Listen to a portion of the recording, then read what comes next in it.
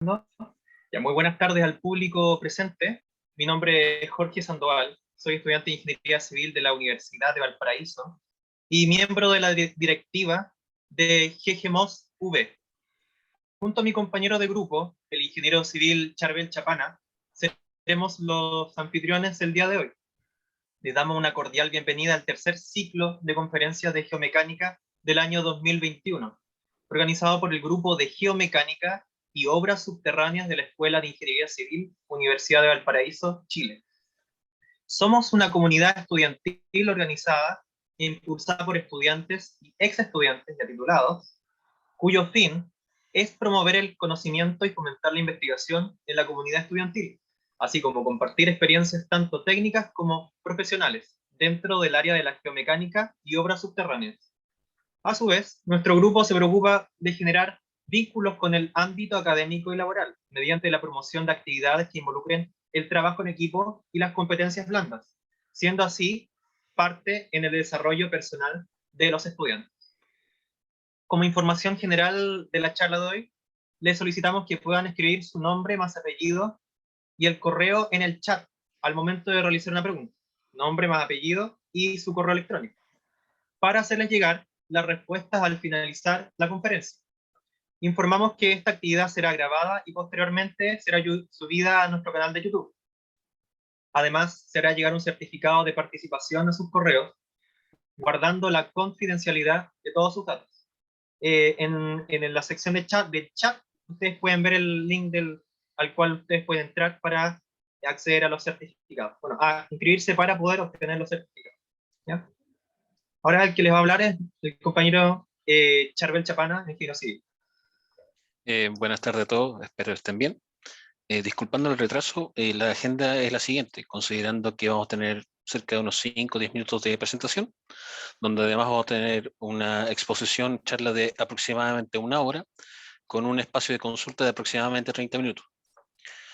Tomando en cuenta eso, les indico que el título de la charla es el depósito de relaves, conceptos generales y de seguridad, la cual será directada por el ingeniero Marcelo Musé, quien es ingeniero civil de la Universidad Nacional de Cuyo, Mendoza, Argentina. Es además consultor independiente de NETCE y asesor externo de las empresas de la gran minería, ingeniería y consultoría nacionales e internacionales. Además, con más de 35 años de experiencia, es miembro de comisiones independientes de revisión de relaves o Independent Tailing Review Board, ITRB. Bienvenido, Marcelo, ¿cómo estás? Hola, Charbel. Muchísimas gracias por la invitación. Bienvenidos a todos los asistentes. Y bueno, agradezco el tiempo que te has tomado para poder exponer este gran tema interesante y que no es algo que necesariamente esté, digamos, en los currículos de todas las universidades, o al menos las que se presentan acá en Chile. Cuéntanos tu motivación de esta charla principalmente. Bueno, como verán, a medida que avancemos en la charla, las cosas a las que nos enfrentamos, los que trabajamos en depósitos de relaves, son cada vez más desafiantes y de verdad hace falta gente preparada, capacitada, motivada para poder trabajar en depósitos de relaves en las distintas etapas, desde el diseño hasta la operación. Y a lo mejor, ¿quién te dice? Alguien que está viendo esta charla se entusiasma y decide en un futuro cercano, no tanto ingresar al mundo de los relaves y dedicarse. Trabajo va a tener y de sobra. Sin mencionar además que mucho tiene que aportar la ingeniería civil en esos aspectos, sin considerar además que hay muchos aspectos multidisciplinarios, así que Eh, en un depósito de relave trabajan todos, y no solo ingenieros, todos. Ya van a ver, lo vamos a ir viendo un poquito a medida que avancemos. Hay espacio para todos en esta disciplina, de verdad. Es una mezcla de disciplinas. eso es genial en todos los aspectos. Sí, Mire, ahora que vamos a comenzar la exposición, les voy a pedir a todos los asistentes que apaguen sus cámaras y micrófonos para mejorar la experiencia de la charla. Marcelo, por favor, comienza. sí, dame un minuto entonces que tengo que compartir.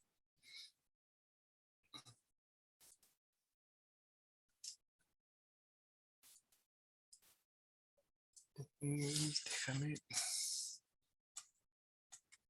Aquí está. Entonces tengo que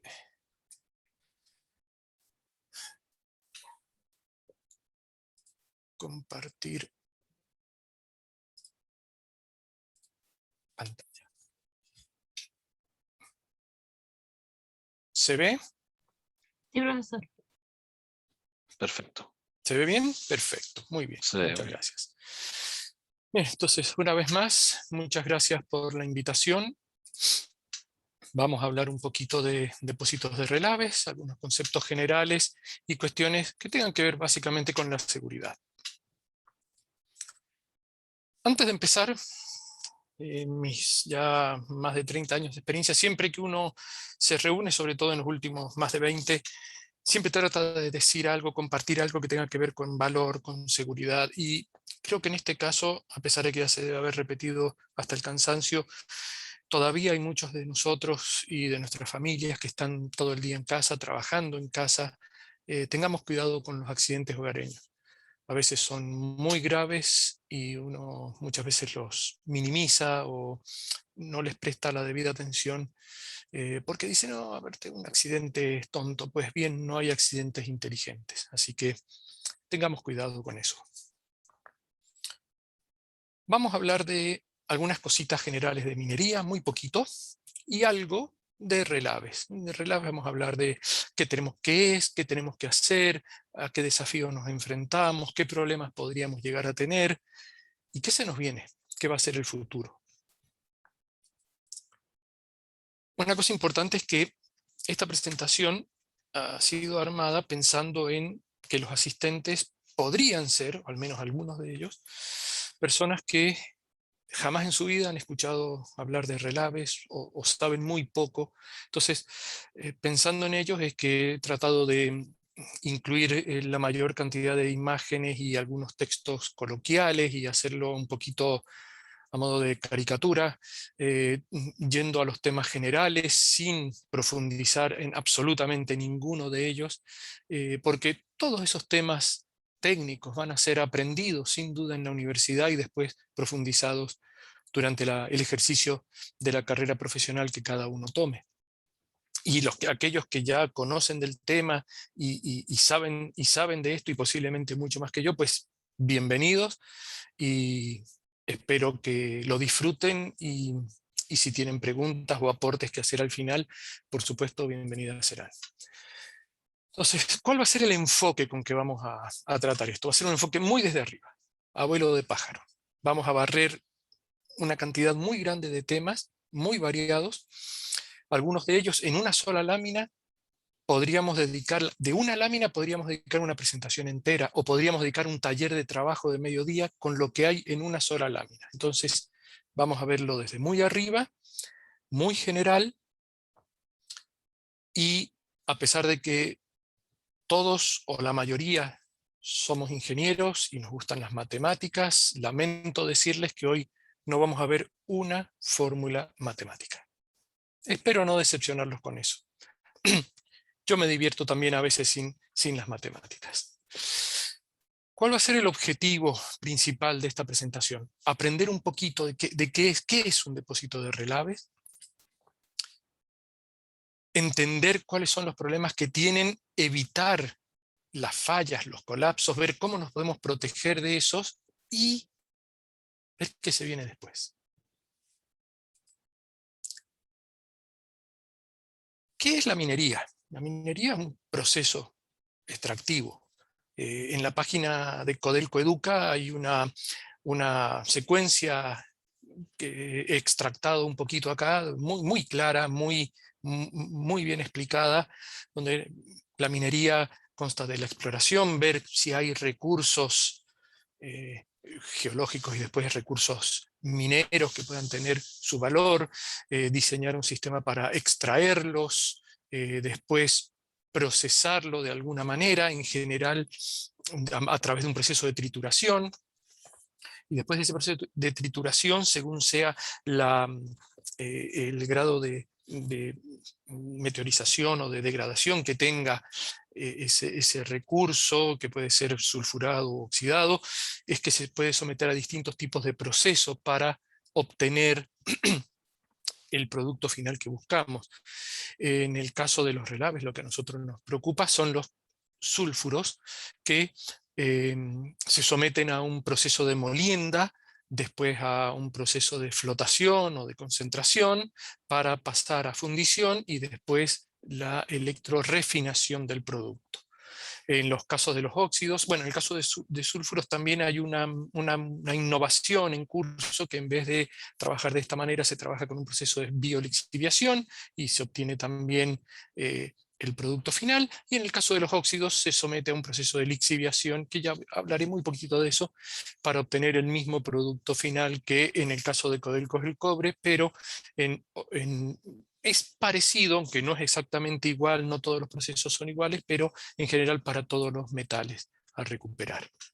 Entonces, acá vemos una mina, esto es una mina a cielo abierto, este es el rajo, también puede ser subterránea, el material extraído es transportado, se lo lleva a los trituradores o chancadores, y de ahí a una molienda, en el caso de los sulfuros, pasa a una planta de flotación, el proceso final después de la flotación, pasar por los hornos, se obtiene el producto final que estamos buscando, en este caso, por ejemplo, el cobre, y una fracción muy grande de lo que habíamos extraído se tiene que depositar en algún lugar. Son los relaves, en este caso, lo vemos en una foto, ya hablaremos de ellos, y además de eso, hay una gran cantidad, una enorme cantidad de material que es estéril. Es roca que hay que remover, sacar para poder llegar al mineral que se somete a todo este proceso, y de todo ese mineral que se somete a este proceso, tal vez el 1% va a parar acá y el 99% va a parar acá. En el caso de los óxidos, el material no va a una planta concentradora, va a unas pilas, donde se lo somete a un proceso de riego con unas soluciones especiales, que percolan a través de la pila, van extrayendo, van disolviendo el metal que tiene ese mineral y se lo recogen en conducciones, en canaletas, se lo lleva a piscinas, a plantas de electroobtención, donde se obtiene el mismo producto final que estábamos buscando. Nosotros vamos a hablar de los relaves, pero cualquiera sea el proceso, después queda o la pila, o un botadero, o quedan los relaves, y algo hay que hacer con ellos. ¿Pero qué son los relaves? Esta es una definición. El relave es suspensión de sólido y líquido que forma una pulpa, que es el producto de la concentradora. Y el depósito de relave es una estructura segura para contener esa pulpa, en la cual, además de contenerlo, vamos a tratar de recuperar agua. Y un proyecto de un depósito de relaves es un conjunto de estudios y diseños para poder encontrar la mejor manera de poder contener esa pulpa, garantizando la estabilidad física y química del depósito, para proteger a las personas y al medio ambiente. Esto no lo digo yo, esto lo dice el Ministerio de Minería a través del Servicio Nacional de Geología y Minería, el CERNAGEOMIN, en su decreto supremo 248, que es el que regula todo lo que tiene que ver en el país con la construcción, diseño, construcción, operación y cierre de los depósitos de relaves. Esto es ley, se aplica, tiene vigencia desde el año 2006 acá en el país, y ya está próximo a salir una actualización importante. Ahora, ¿cómo podemos almacenar los relaves? ¿Qué tipo de depósitos hay? Si consideramos el entorno físico en el que el relave va a ser depositado, existen los depósitos superficiales. Estos depósitos superficiales pueden tener muros de confinamiento o pueden no tener muros de confinamiento, incluso en superficie o depositando al interior de un rajo o de una mina abandonada. O puede ser que esa pulpa, esa mezcla, no solo sea el relave molido, sino que también lo estemos mezclando con otros materiales, con el estéril, para aprovechar espacios. Podría ser subterránea, en una mina abandonada, ya no un rajo, sino en la mina subterránea, son túneles, cavernas. Cuando ya no vamos a extraer más mineral, las podemos rellenar con relaves, o también se podría descargar relaves bajo agua. Si nos vamos a los depósitos en superficie, que son los más comunes y los que uno más miedo les tiene por los problemas que pueden generar, tenemos los depósitos en anillos. Estos son normalmente utilizados en zonas de llanura, Australia, en el norte de Canadá. Prácticamente sobre una planicie uno genera un marco, un anillo, una estructura de contención y al interior coloca los relaves. O se puede colocar en laderas, la ladera de un cerro, el curso de un río acá, y los relaves están depositados con muros de cierre, encajonándolos o confinándolos contra esos muros y la ladera. O también en el mismo valle, donde se tiene, por ejemplo, el lecho de un río. Ese río es interrumpido, desviado, y en lo que queda se construye el depósito. Son muy comunes este último tipo de estructura. En cuanto a ese muro de cierre, muro de contención que tenemos que hacer para almacenar los relaves, hay de distintos tipos. Muros de arena, muros de estéril, muros de empréstito, combinación de ellos. Ustedes se preguntarán, ¿qué es un muro de arena? Decíamos que el relave era producto de la molienda, o sea, de la flotación después que el relave ha sido molido, ha sido pasado por molinos. Sale un producto muy fino. El tamaño máximo de ese producto es el de una arena. Los relaves que son gruesos tienen mucha arena, pero la arena estamos hablando de 75 micrones, de ahí para arriba. Tampoco es una grava. Entonces, cuando ese material tiene una cantidad importante de grueso, entre comillas el grueso, ese grueso se llama arenas, y uno podría decir, ¿y si usamos esa fracción gruesa para construir el muro? Sería buena idea, ¿no? Y eso se usa, y se usa mucho, sobre todo en la minería de cobre, que genera relaves gruesos. Esa arena se usa para construir el muro, la fracción fina se deposita al interior, se llama lama. Ahora, en aquellos relaves donde no puedo generar arenas o las arenas no son buenas para poder construir el muro, tengo que usar otros materiales. Puede ser empréstito, hay que explotar una cantera, o puede ser material de estéril, de mina, ese material que no sirve, no tiene mineral, y hay que removerlo de todas maneras para poder llegar hasta donde está el mineral. O puede ser combinación de esos materiales. En cuanto al crecimiento, imaginemos que hemos construido un muro del material de empréstito o de estéril, porque al principio, cuando no tenemos todavía los relaves, no tenemos arena, no tenemos nada. Entonces construimos un muro y empezamos a depositar relaves contra él. Este muro se llama muro de partida o muro de arranque, dependiendo del lugar donde estemos.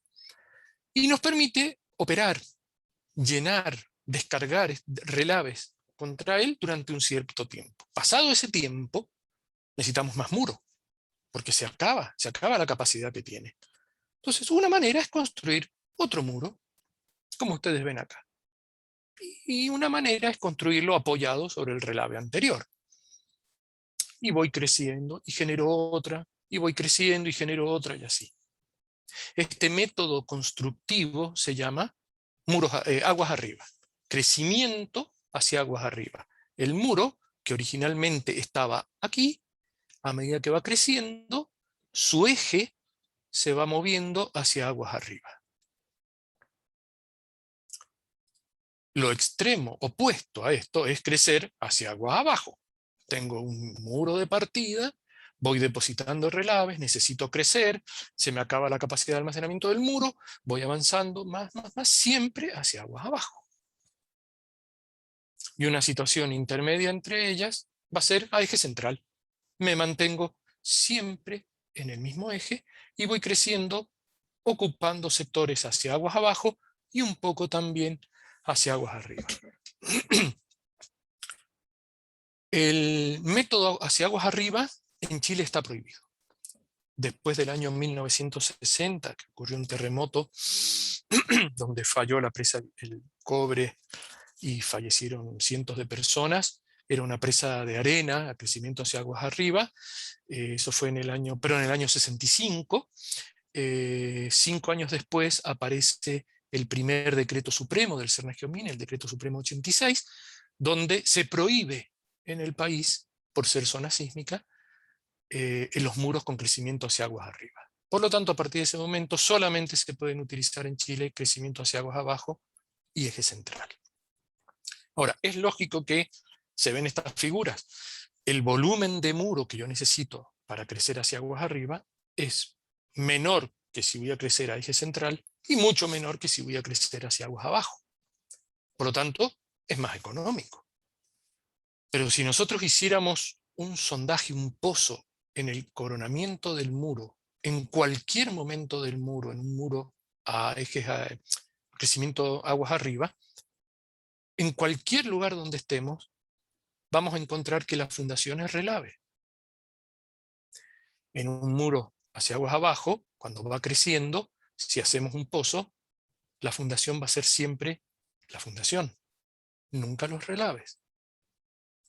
Entonces es lógico asegurar, sin conocer los materiales ni nada, que este muro es más seguro que este.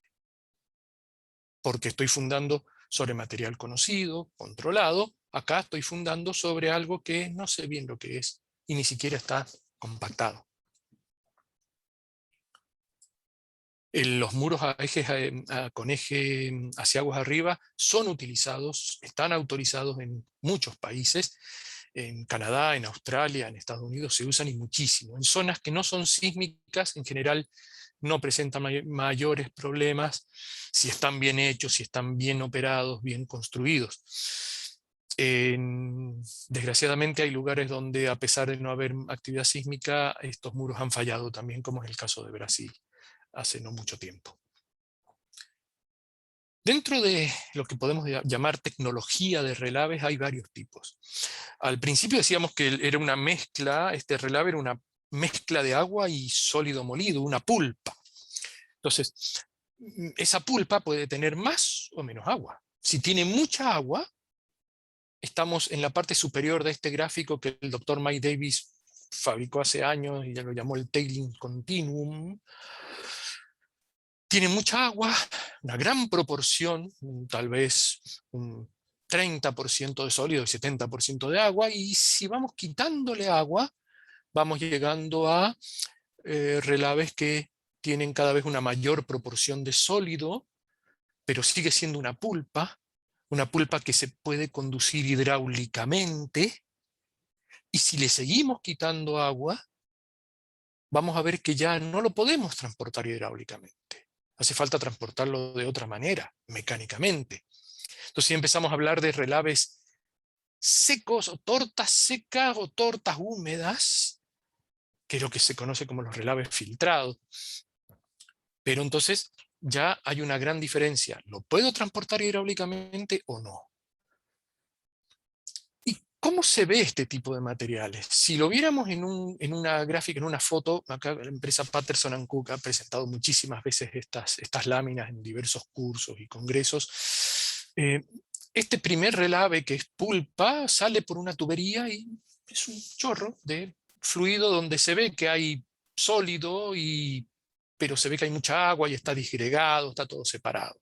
A medida que vamos aumentando en la concentración de los sólidos, le vamos quitando agua, se ve algo más uniforme. Esto ya parece dentífrico, se llama pasta, o incluso le podemos quitar mucho más en un filtro y tenemos la famosa torta o cake.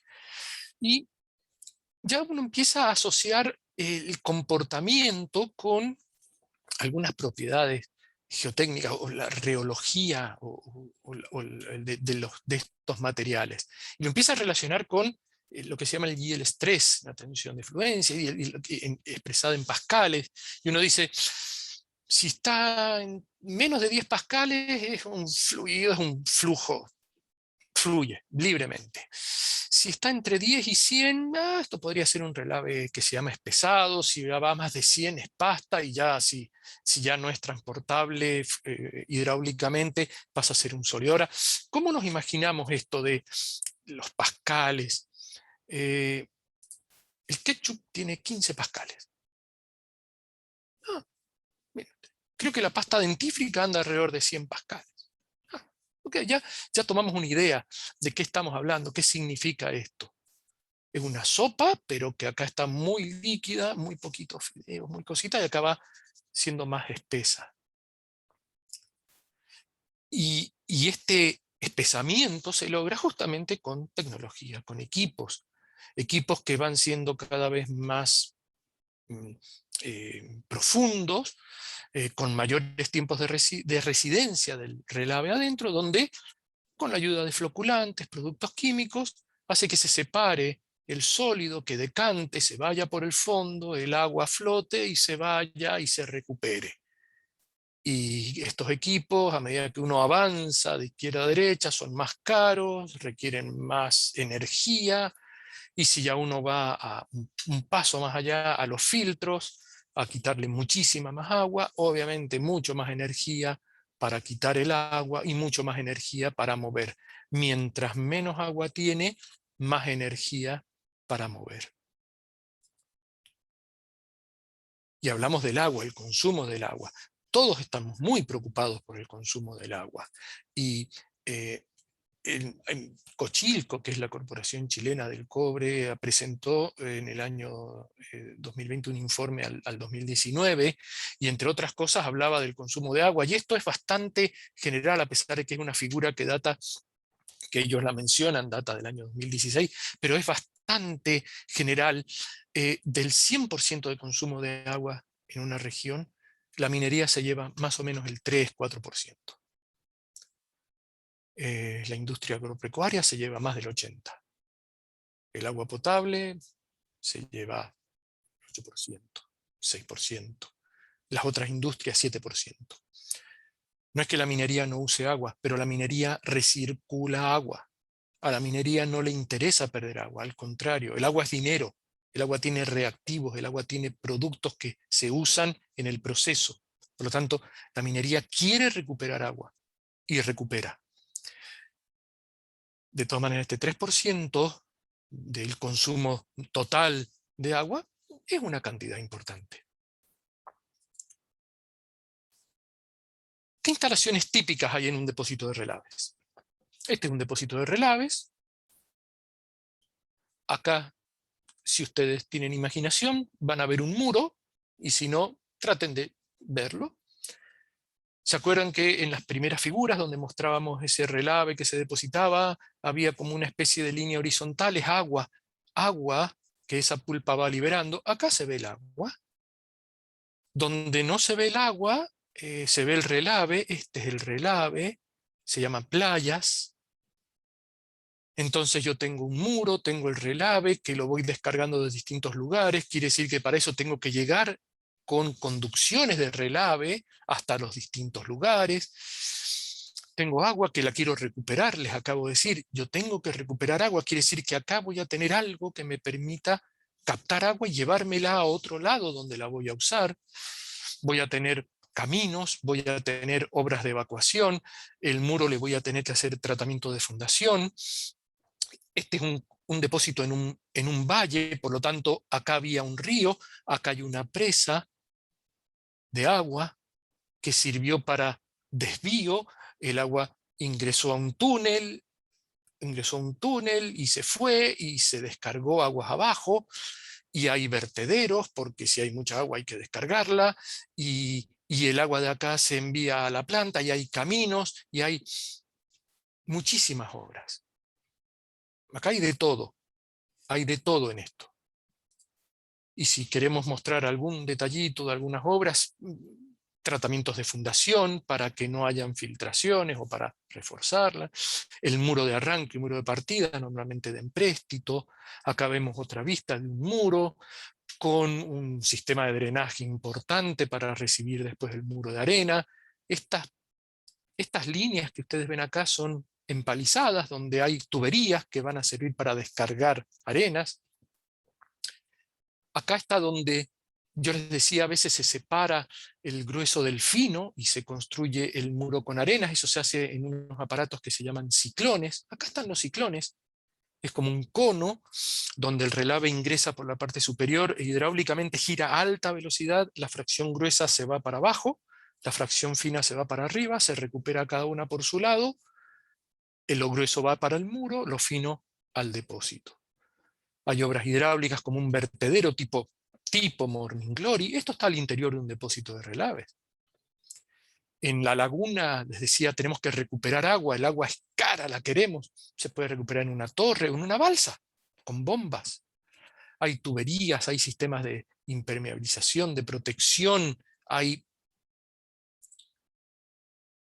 canales, hay tuberías con puntos de descarga, hay plataformas con camino, hay tuberías enterradas, hay canaletas de hormigón. Al haber esto hay taludes,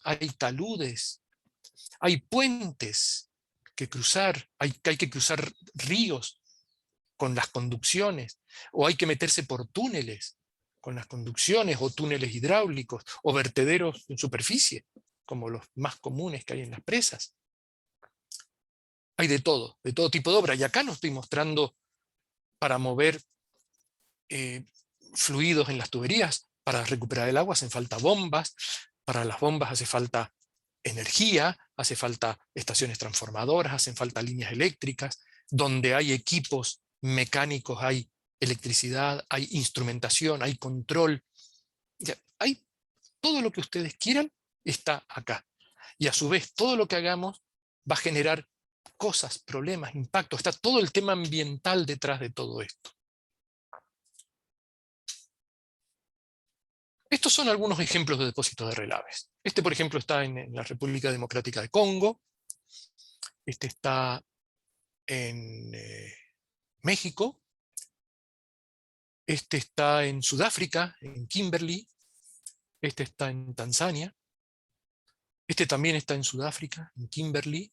Este está en Perú. Este es un rajo. Este es un rajo que tiene una forma de riñón y ya acá se ve una playa depositada. Estas son imágenes de Google Earth.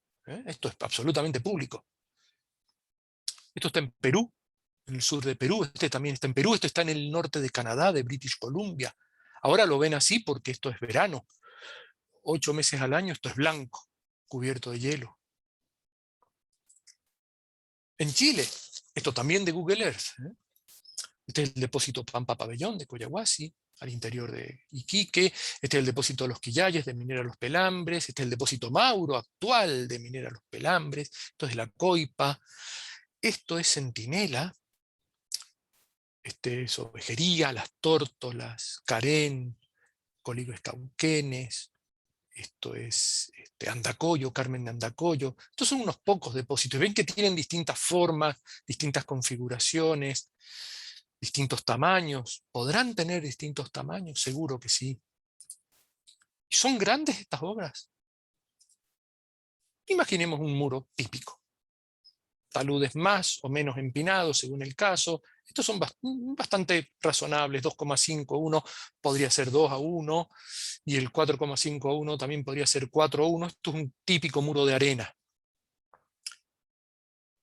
Y estos son edificios en el mundo, edificios famosos en Dubái, en Shanghai. Este es el Costanera Center, en Santiago, 300 metros de altura. ¿Y cuál es la relación entre esto y esto? Esta es la relación entre esto y esto. Un muro de estos puede medir 300 metros de altura. Fácil. No tan fácil, pero los hay. Y hay muros que van a tener más de 300 metros de altura cuando lleguen al final de su operación. ¿Y pueden ser obras extensas?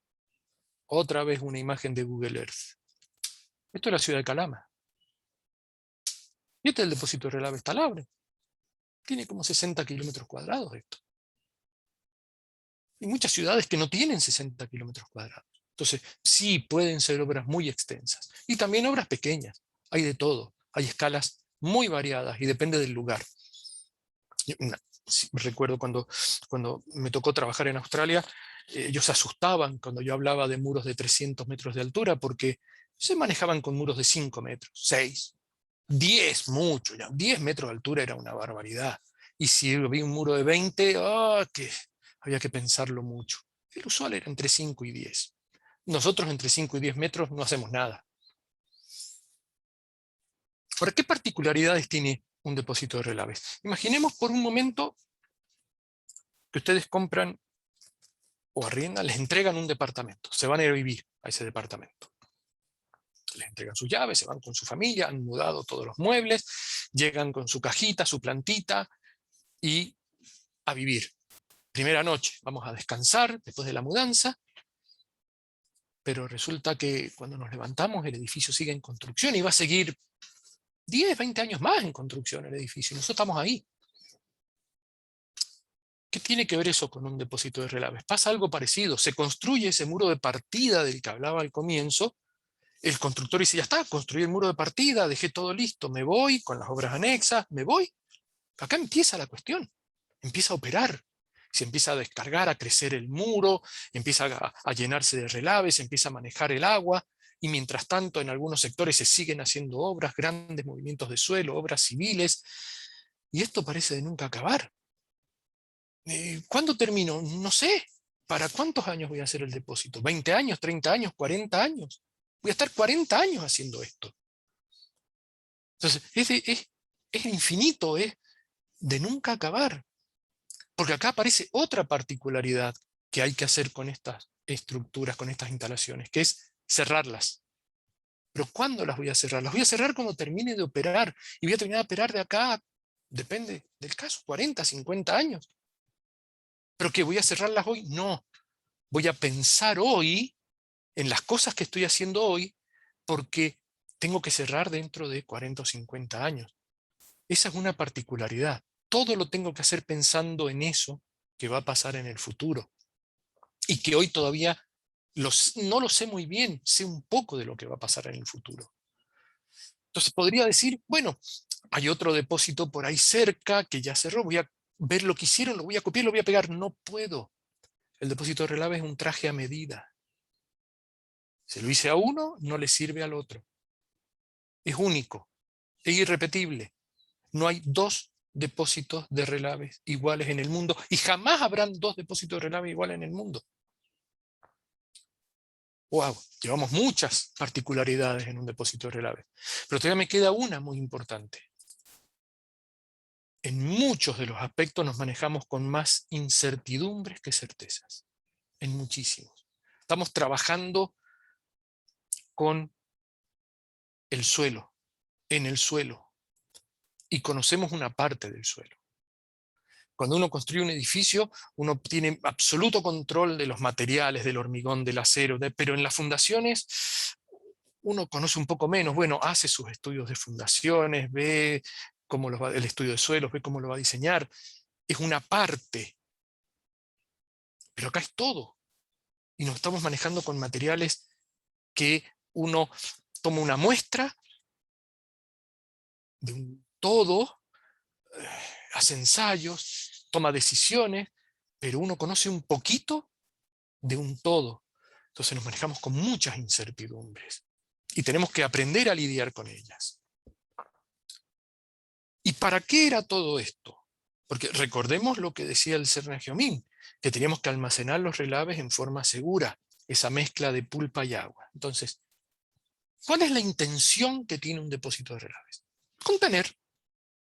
Esa es la intención. Tengo que contener barro. Permítame la palabra. Barro, agua, una mezcla de sólido y agua. Para que no se produzcan derrames. No es cosa que esos derrames me generen un problema físico aguas abajo o un problema químico aguas abajo. Entonces, ¿dónde voy a poner el depósito? ¿Dónde voy a poner este contenedor? Este tupper, ¿dónde lo voy a poner? Tengo que ir a buscar un sitio donde almacenar en forma segura los relaves. Pues viene el proceso de selección de sitios. ¿Y qué tipo de depósito voy a usar? Acuérdense que al principio hablamos de varios tipos de depósitos. Y este es un trabajo absolutamente multidisciplinario. Tenemos que elegir, tenemos que de la nada inventar alternativas, recibir ideas por todos lados, buscarle los pros y los contras a todos, hacer una buena clasificación, una buena evaluación, pero tenemos muy poca información. Acá sí que tenemos casi nada de información, es muy, muy general. Entonces tenemos que empezar a variar algunas cosas, hacer análisis de alternativas, si cambiamos acá, si subimos esto, si bajamos, si le cambiamos unas propiedades, si le cambiamos un precio, y vamos tomando decisiones de todas esas alternativas de lugares y tecnologías y tipos de depósitos de relaves que queremos manejar, vamos a llegar a unos ganadores, un podio. Habrá 1, 2, 3, 5, no sé, algunas alternativas que sobrevivirán y otras que las vamos a descartar. Pero evaluemos todas y descartemos. Y con eso, recién ahí vamos a poder decir, acá tengo un concepto de lo que va a ser mi depósito de relaves. Y quedo con ese concepto porque yo lo veo bien, pero a lo mejor otro ve otra cosa. Y es eso, es un concepto. Y sobre eso tengo que empezar a trabajar. Entonces tengo un concepto que lo voy a poner en algún lugar. Tengo que empezar por conocer ese lugar. Tengo que caracterizar el lugar. Caracterizar el lugar es geología, geotecnia, hidrología, hidrogeología, sismicidad, geoquímica. Necesito evidentemente un equipo multidisciplinario para conocer el sitio, y ese sitio me va a estar proveyendo materiales de construcción, me va a estar proveyendo el material de empréstito, o empréstito para los muros o para hormigones. Tengo que conocer sitio y materiales. Y voy a generar una cantidad de datos enorme que tengo que procesar y utilizar, transformarlo en información. Y acá cuidado, porque esta nube de puntos, que es la misma en cada una de esta docena de figuras, me puede arrojar resultados o valores a utilizar tremendamente diferentes según sea la interpretación que yo le doy. Entonces, pasar de dato a información es también una tarea muy delicada que tenemos que hacer a la hora de poder caracterizar nuestro sitio y materiales. Pero, ¿qué más deberíamos conocer? Dijimos que vamos a poner el depósito de relaves en un determinado sitio, y ese depósito de relaves va a ser por ahora un concepto. Ahora, ¿y si se derrama la taza de café que les mostraba hace unos instantes? Uy, voy a dañar el teclado de mi computador. Eso es un impacto. Pero si pasa un problema en el depósito de relaves, ¿a quién voy a dañar?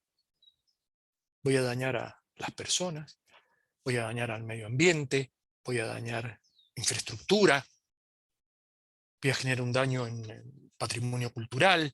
Acá aparece lo que se llaman los stakeholders.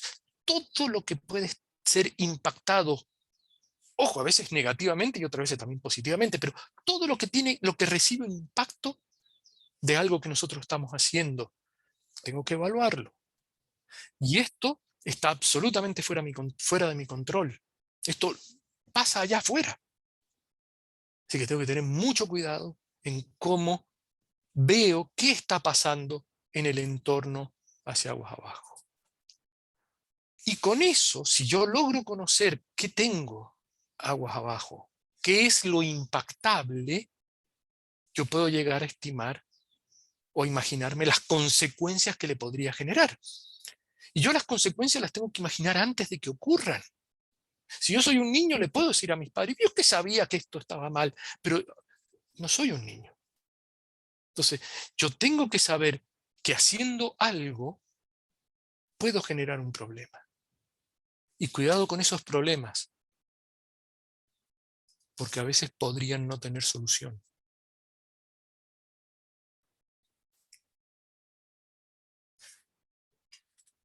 Entonces, hablando de consecuencia, aparece este concepto que es la clasificación por consecuencia. Yo sí digo, primero, ¿de qué manera podría fallar lo que yo estoy haciendo para que me genere un impacto allá aguas abajo y me moleste y me genere un daño?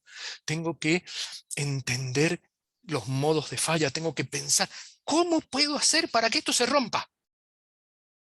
Modelar su rotura y ver qué pasa. Y acá no entra la probabilidad. Yo digo, es seguro, se va a romper, seguro que se rompe. Y veo qué pasa. Y en función de lo que pase, veo cuál es su consecuencia.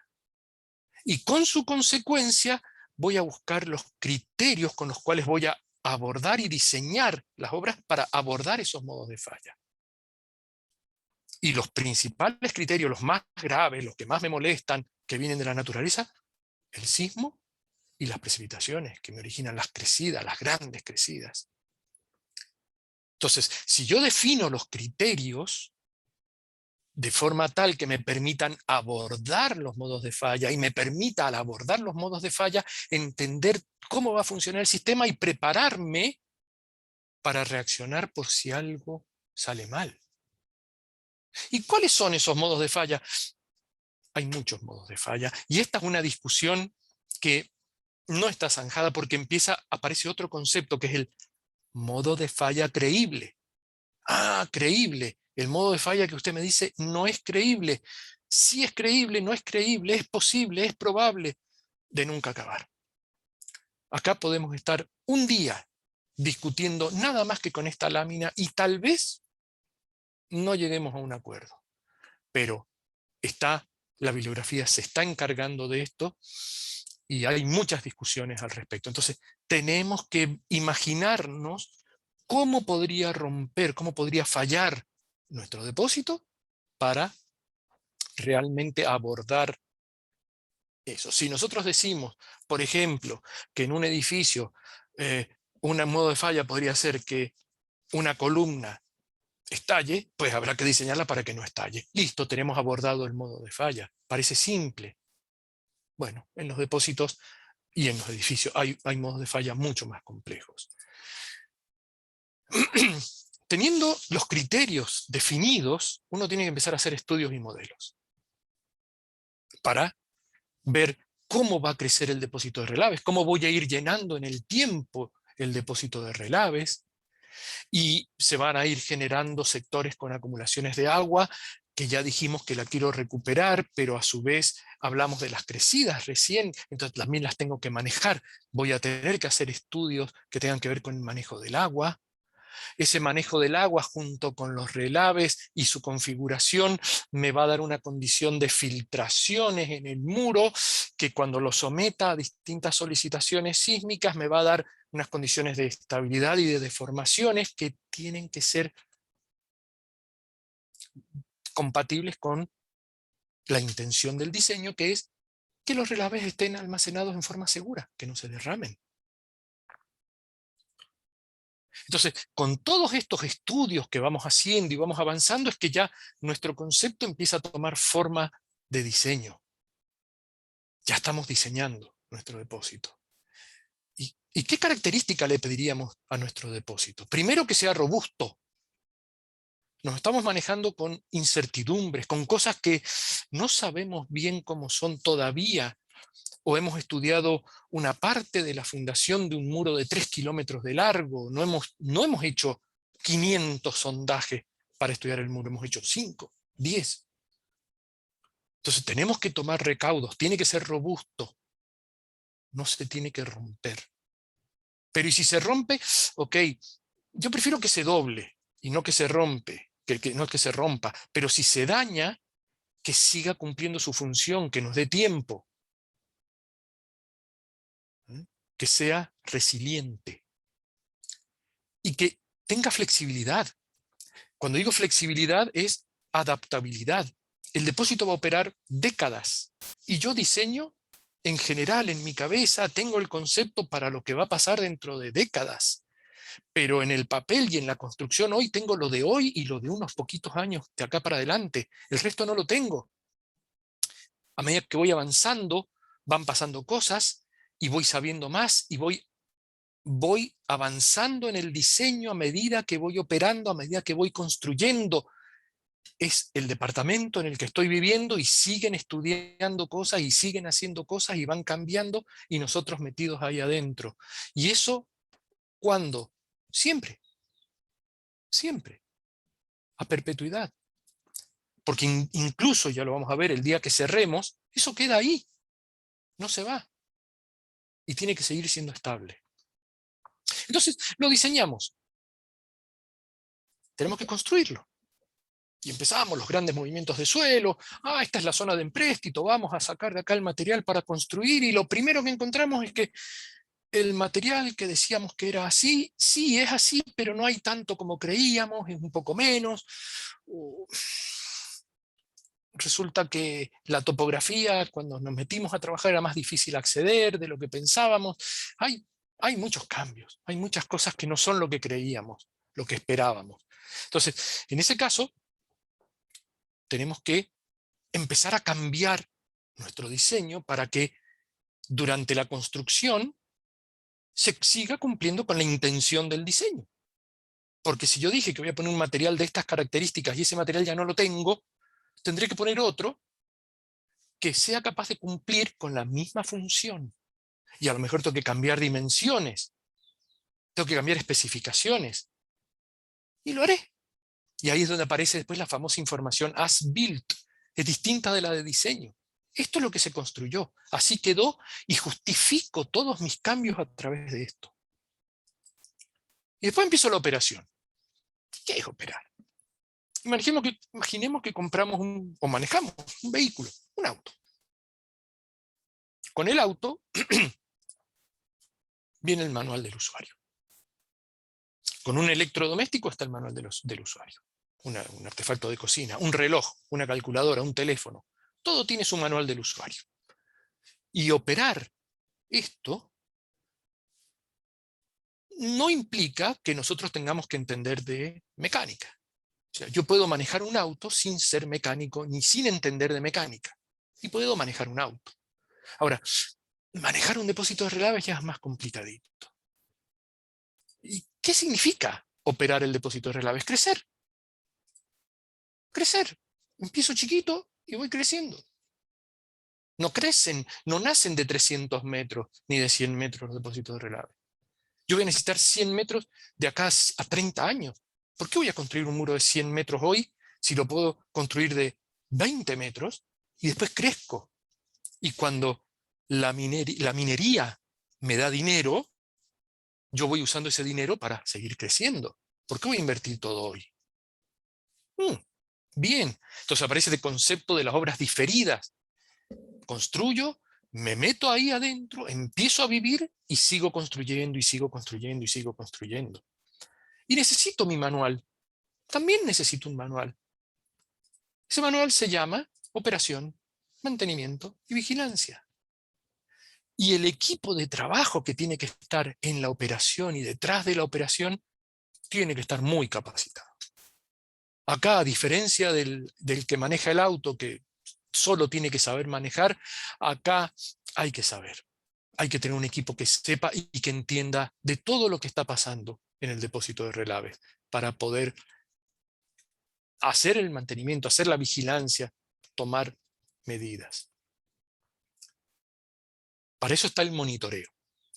Nosotros, bueno, no sé, a lo mejor los más jóvenes ya se miden la temperatura con otros instrumentos más electrónicos, pero esto que está acá arriba es un termómetro que normalmente uno se lo ponía acá en la axila y mide la temperatura corporal.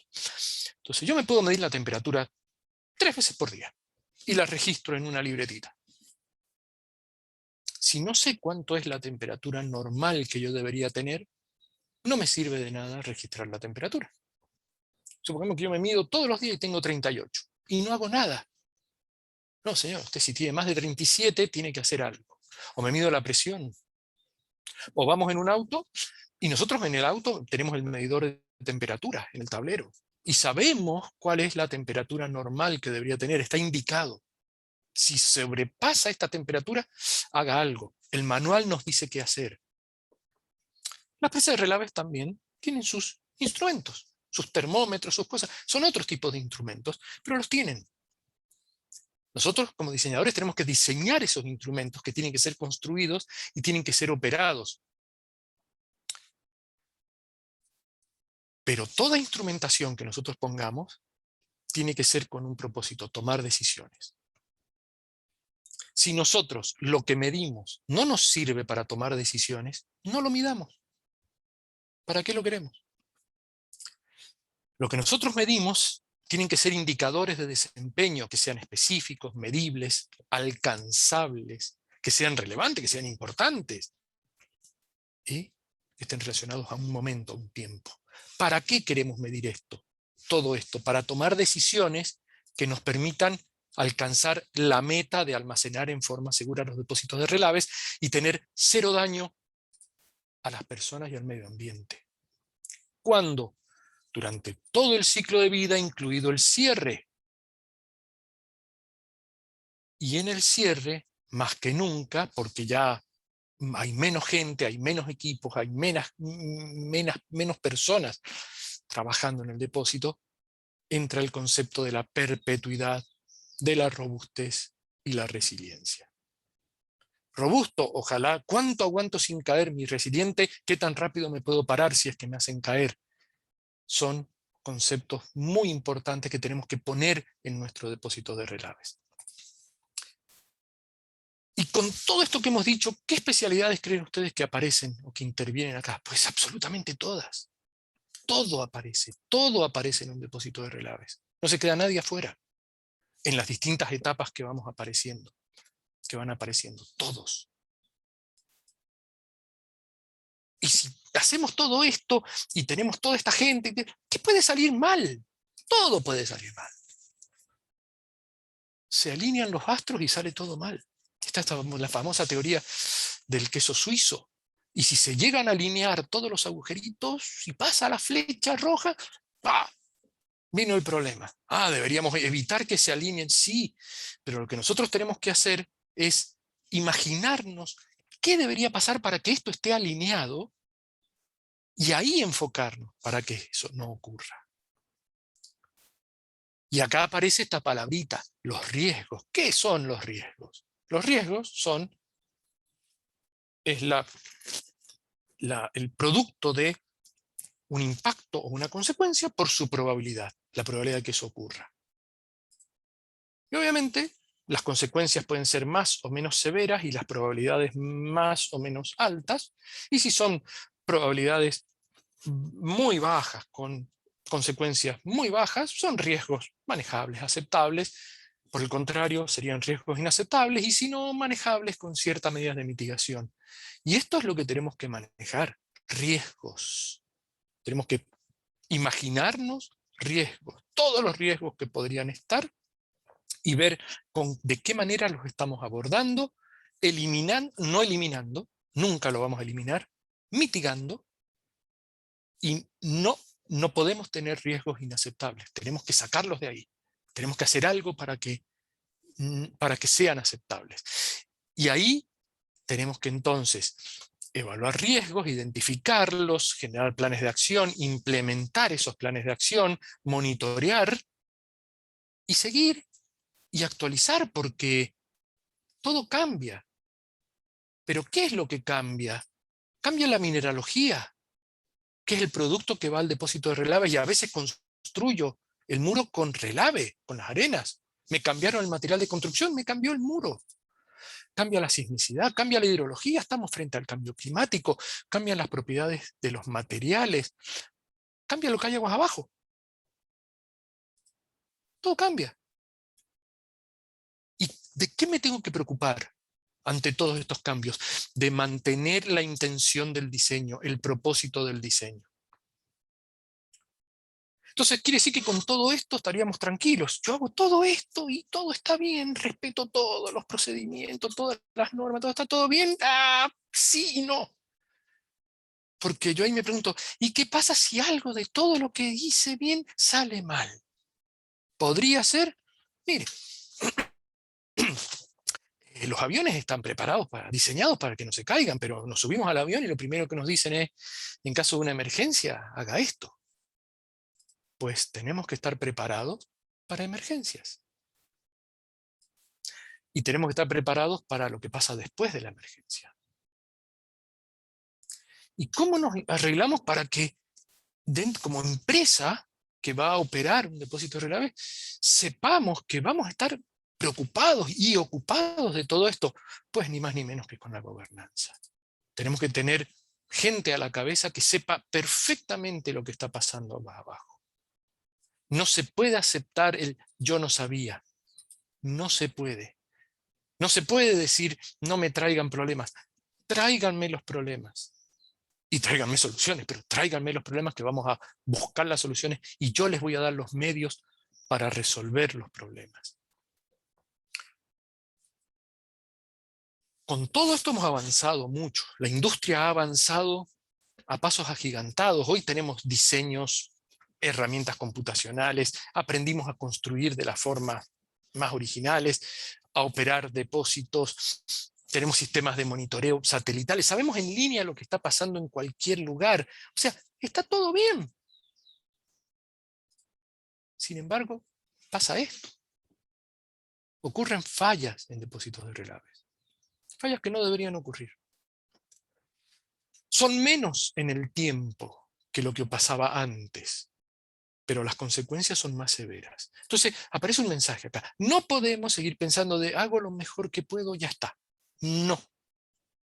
Pero ¿en dónde está el problema entonces? ¿Dónde estamos fallando? Hago una pausa. Charbel, veo que llevo 50 y tantos minutos. ¿Puedo excederme unos pocos minutitos? Sí, no hay problema. Gracias. Yo creo que en ese sentido no hay problema. Gracias. Entonces, aparece este factor que no lo habíamos mencionado todavía. Estamos nosotros metidos entre medio de todo esto. Ni más ni menos. Nosotros, seres humanos. Con nuestros sesgos, nuestras opiniones. Depende del que lo diga, depende de cómo lo mire, es algo. Tenemos sesgos basados en lo que nos ha pasado. Eso nos da un prejuicio. Y sobre ese prejuicio es que actuamos. Y los prejuicios pueden venir por muchas razones, pero, por ejemplo, apostamos al azar. No, ya ocurrió una tormenta fuerte, no va a volver a pasar. O, si nunca pasó nada, ¿por qué va a pasar? Pues nunca pasó, pero ¿quién dice que no va a pasar? O a veces obramos contra el tiempo. Si yo genero una base de datos de, no sé, 500 ensayos en un suelo, pero después no tengo tiempo de procesarlo, bueno, voy a procesar 3. Y con eso tomo decisiones. Poner la firma que me voy a equivocar. O tengo un exceso de confianza, eso a mí nunca me va a pasar. O todo el mundo va para allá, vamos. Si todos van para aquel lado, vamos nosotros también, hagámoslo así. Millones de moscas comen excremento, así que no podrían estar equivocadas. ¿Qué sé yo? O a mí me pasó algo malo, entonces me da miedo.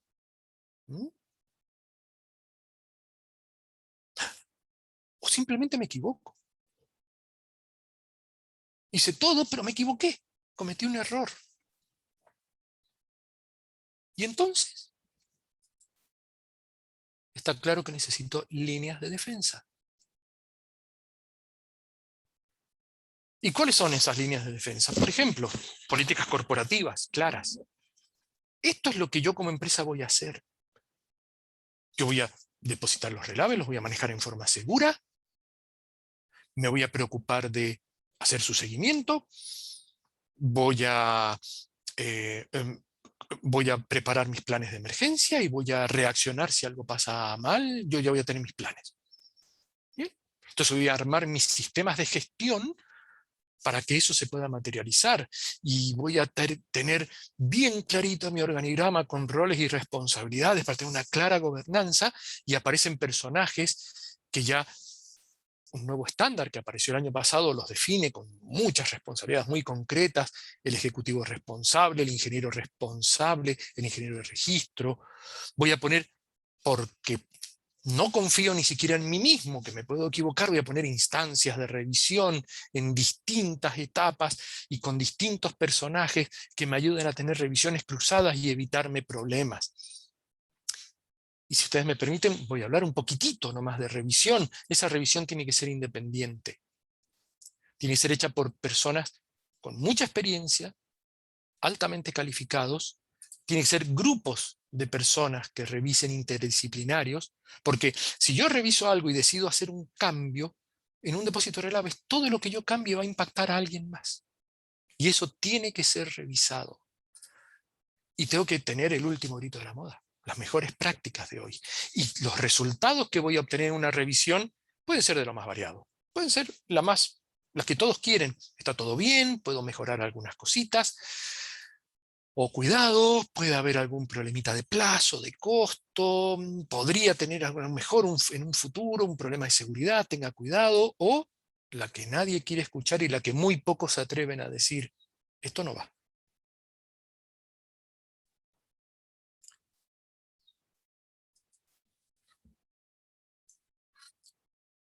En la industria, muchos países tienen sus legislaciones de cómo manejar depósitos de relaves, cómo construir, pero los que no, y los que las tienen también lo hacen, siguen en general los canadienses son los más avanzados en el tema de redactar guías. Y resulta que en el año 2014 la presa de Mount Polley falló, la de los canadienses falló. Pero los canadienses, los que escriben las guías, les falló la presa. Empezó a haber ruido en la industria. Un año después, en Brasil, Bento Rodrigues, en Samarco, la presa Fundão, falló. Y a diferencia del anterior, que no hubo víctimas, acá murieron 19 personas. Y los relaves llegaron al río y avanzaron cientos de kilómetros y llegaron al mar. Los dueños de esta minera, BHP y Vale, la minera más grande del mundo y el productor de hierro más grande del mundo. Si a los grandes les pasa esto, ¿qué queda para el resto? Fue un ruido en la industria y apareció una declaración del International Council of Mining and Metals, que es una especie de consejo minero, donde muy brevemente, en un documento cortito, con 6 declaraciones, básicamente decía, mire, haga las cosas bien. Todos creímos que eso iba a ser suficiente y nos quedamos más o menos tranquilos. Y ya se empezó a hablar de revisiones y de gobernanza. Ya en el 2017 yo empecé a hablar de la gobernanza y ya acá en este mismo congreso mucha gente empezó a hablar de gobernanza. Y al año siguiente ya no solo hablaba de eso, sino que empecé a meter hasta que los ejecutivos responsables no se hagan responsables de todo. Mientras eso no ocurra, van a seguir ocurriendo fallas. No quiere decir que si el gran jefe está al tanto, las fallas no van a ocurrir. No. Lo que sí es seguro es que si ellos no están al tanto, van a ocurrir fallas. Entonces, me acuerdo incluso un día de enero del año 2019, presentando a un cliente, yo dije, miren, ha estado pasando esto en el año 2014, en el año 2015, por favor, que no pase más. De verdad, nunca más. Hubo gente hasta que se rió de eso. Se rieron. ¿Y saben qué pasó? 3 días después. 3 días después pasó esto.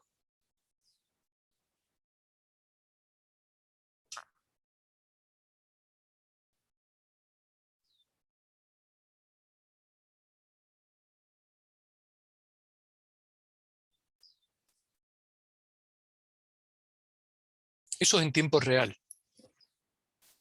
Presa Correio de Feijão, en Brumadinho, en Brasil. Otra vez Brasil. Otra vez la minera más grande, la productora de hierro más grande del mundo. Pero ahora no murieron 19 personas.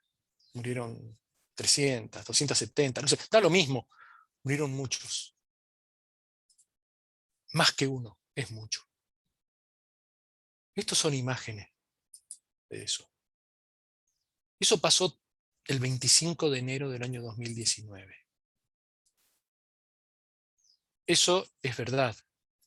Estos no son extras maquillados para una película ni una serie de televisión. Esto de verdad fue así. Obviamente ahora otra vez había que cambiar. Porque ya otra vez le pasó a la minera de las más grandes del mundo. ¿Qué le queda al resto? Entonces ahora la International Council of Mining and Metals dijo, no voy a sacar una declaración, una guía, vamos a sacar un estándar. Y va a ser de aplicación obligatoria, por lo menos para los miembros del comité, del consejo. Y el 5 de agosto del año 2020 salió este estándar, y un año después, el 6 de mayo, salió el protocolo para la implementación. Este estándar está en todos los idiomas. Si usted lo quiere en chino, vaya, búsquelo, está. En la página de la ICMM está en chino, está en francés, está en portugués, está en todos los idiomas. Este documento no, este está en inglés. Y ese estándar básicamente incluye 6 temas con 15 principios y 77 requisitos. El primero de esos temas está acá al medio, no está a la orilla, está al medio. Son las comunidades afectadas. Este tiene que ver con los derechos humanos y es al que se le da más importancia en el estándar. Es el primero. Todos son importantes, pero este es el primero. Después viene la base del conocimiento. Hablábamos de conocer el sitio y los materiales. Después viene el diseño, la construcción, la operación y el monitoreo. Hablamos de eso algo un poquito. Después viene la gestión y la gobernanza. Hablamos de la gestión y la gobernanza un poquito. Después viene la respuesta ante emergencias y recuperación. También mencionamos un poquito de eso. Y habla de la transparencia. De eso no hablamos. Pero dice, usted tiene que tener disponible al público todo lo que pasa en el depósito de relaves.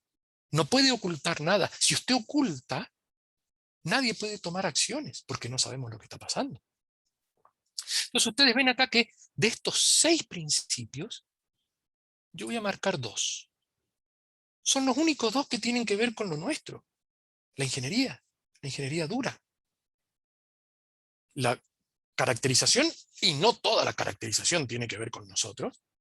Y después el diseño, la construcción, operación y monitoreo. El resto son otras disciplinas, que nada que ver, que ni siquiera tal vez entendamos lo que dicen. Ahora, obviamente, estamos frente a algo que puede ser peligroso. Y entonces, ¿por qué hay minería? Simple, porque hay demanda. La Mining Association of Canada presentó hace poco un folleto con los 30 cosas que producto de la minería, y si uno ve la cantidad de metales y productos que va en cada cosita cotidiana que uno usa, pero no hace falta ver esto. Todo lo que nosotros hacemos, o consumimos o usamos, es producto directo o subproducto de la minería. Por eso es que necesitamos de la minería. Y estamos hablando del cambio climático, de bajar las emisiones, para eso hay que electrificar todo, y para electrificar todo hace falta cobre, y hace falta más minería, y más minería, y más minería. Las mineras producen porque hay demanda de la minería, si no harían otra cosa. Eso es simple. Y entonces, pues bien, hay que hacerla bien. ¿Estamos a tiempo? Yo creo que sí. Este cimbronazo que ocurrió en el 2019 y que dio origen al estándar y todo lo que se viene ahora, ha sido una revolución en la industria. Si esto no ocurría, la industria corría el riesgo de desaparecer, y si desaparece la minería, vamos a volver a la época de las cavernas. Entonces tenemos que hacerlo, y tenemos que hacerlo bien. La industria se está moviendo, la academia está colaborando. Hoy en día ya en Vancouver, en Colorado, en Brisbane y en Santiago hay postítulos que tienen que ver con los relaves. Entonces hay gente que hace un curso de 1 año o 2, dependiendo de la universidad, y sale con un postítulo de ingeniero de relaves. Y ven a lo mejor todo esto que hemos visto en un ratito en 2 años. Ya es algo. Necesitamos formar profesionales porque hay una demanda tremenda de ingenieros de registro, de ingenieros responsables de la operación de relaves, hay demanda de revisores, hay demanda de gente que pueda estar en terreno, que entienda, que aprenda, que le guste, que lo disfrute. Entonces hay mucha tarea por hacer en el futuro cercano, y no les cuento en el mediano y largo plazo. Está en nosotros. O sea, ya, si nosotros, que somos los profesionales, que estamos trabajando en el día a día en esto, no respetamos esto y no lo hacemos bien, vamos a seguir fallando. Está en nosotros hacerlo bien. Mucho del material que está incluido en esta presentación ha sido producto de charlas, conversaciones con una taza de café o un par de botellas de cerveza, en algunos casos con mis colegas y amigos que están mostrados en esa lámina. Muchísimas gracias a todos por su atención. Quedo a disposición entonces para las preguntas. Muchísimas gracias, Marcelo, a ti. Estamos todos muy satisfechos y creo que ha sido una muy interesante exposición con visiones muy macro, generales, pero también muy al callo de dónde apuntar, dónde enfocarse. Así que creo que en el buen sentido deja más preguntas que respuestas. Así que yo creo que vamos a pasar ahora con la sección de preguntas. Bueno, dejo Dijimos un la espacio algo, pantalla. Voy a claro. dejar de compartir. Perfecto. Aquellas preguntas que sean en vivo y en directo, bueno, que las hagan y ahí vamos a irlo gestionando. O si prefieren, vayan dejándolas en las consultas del chat en Zoom para que nosotros las vayamos leyendo y las vamos tocando en esta sección. Recuerden que las consultas tienen que ser con nombre y apellido más el correo electrónico antes de hacer la consulta. Y si no es contestada en esta sección, las vamos a hacer llegar al ingeniero Marcelo Museo para que las pueda responder más tarde. ¿Ya?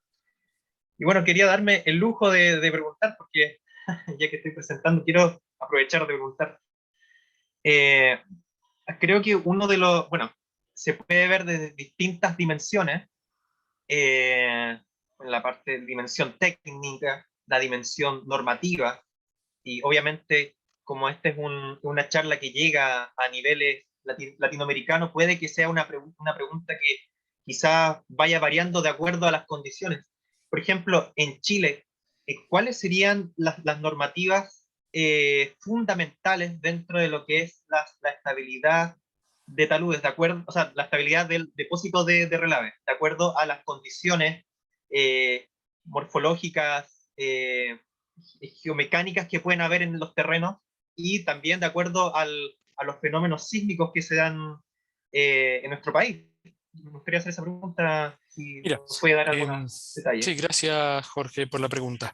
Vale. La normativa vigente en Chile en lo que tiene que ver con depósitos de relaves se centra en dos vigentes actualmente, que es la del Servicio Nacional de Geología y Minería y la de la Dirección General de Aguas. Hay que seguir el decreto 50 de la DGA y el decreto supremo 248 del CERNA-GEOMIN. Ahí están dadas las directrices que tiene que cumplir un depósito de relaves, pero no es un manual de cálculo, es una norma que hay que cumplir. Más allá de eso están todas las aprobaciones, toda la legislación ambiental con todos los permisos ambientales y sectoriales ambientales que hay que cumplir, que en un depósito nuevo pueden ser cientos de permisos y leyes que hay que cumplir, porque cada cosita tiene su pequeño permiso. Una alcantarilla en un cruce de quebrada tiene que cumple con una determinada legislación, con una determinada cosita. Cada cosa tiene su legislación, pero esas dos son las principales. Y el CERNA-GEOMIN y la DGA se preocupan por la seguridad de la presa. Entonces, no dicen ellos cómo hay que diseñar un depósito de relave, cómo hay que hacer el análisis sísmico. Pero dice, usted tiene que hacer la verificación sísmica y tiene que hacer un análisis, en algún caso te dice, según sea el tipo de depósito, determinístico o probabilístico, pero no te dicen cómo hacerlo. Obviamente, en la universidad alguien aprenderá a hacerlo, alguien te enseñará a hacerlo, y te dicen, y el factor de seguridad mínimo deberá ser tal o cual. Y ahí empieza un poquito la discusión, porque el factor de seguridad dice que las fuerzas resistentes dividido las fuerzas solicitantes tiene que ser mayor o igual a 1,2 o 1,3 o 1,5 o 1,1 o 1 o lo que sea. ¿Y cómo calculo yo ese factor de seguridad? ¿Qué certeza tengo yo de haber calculado bien con todas las de la ley la solicitación, por ejemplo la sísmica, y las propiedades de los materiales? Uno muchas veces ve un factor de seguridad calculado con un muy buen análisis, la solicitación con un muy buen análisis sísmico actualizado, hecho por los consultores sísmicos de renombre en el país, que son también internacionales, cero discusión. Pero después el análisis de estabilidad dice, las propiedades geomecánicas del material del muro, pues no tenía ensayos, así que estoy usando estos valores de libro.